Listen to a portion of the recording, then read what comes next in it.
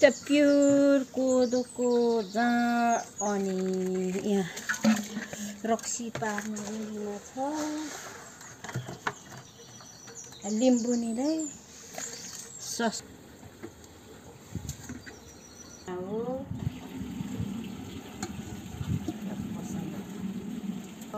नानी यो यहाँ रक्सी झर्ने हो टक्कसँगले पाता भनिन्छ अनि पेटा भन्छ। उता नेपालमा चाहिँ पहिला हाम्रो बोजूहरू बाबु आमाहरूले चाहिँ गर्नुहुन्थ्यो। खाप्पु गरेर यसरी लिप्नुहुन्थ्यो यसलाई। खाप्पुले लिपमा केटा हो यो। यसको चाहिँ खासै के भनेदेखि बाघ चाहिँ नजाओस् भनेर मात्रै गरेको हो। खासै लिपे पनि यो लाए पनि एउटै कुरा त हुन्छ।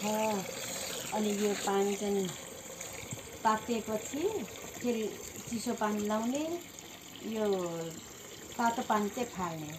पानी भएपछि 3 पानीमा 3 पानी निकाल्नुपर्छ। 10 पानी 3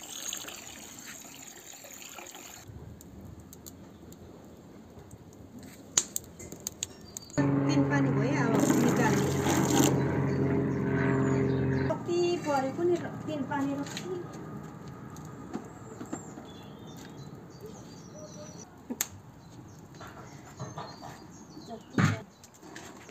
ल रक्सी आमा रक्सी त गरौँ है। अब यो कति भोल्टमा भयो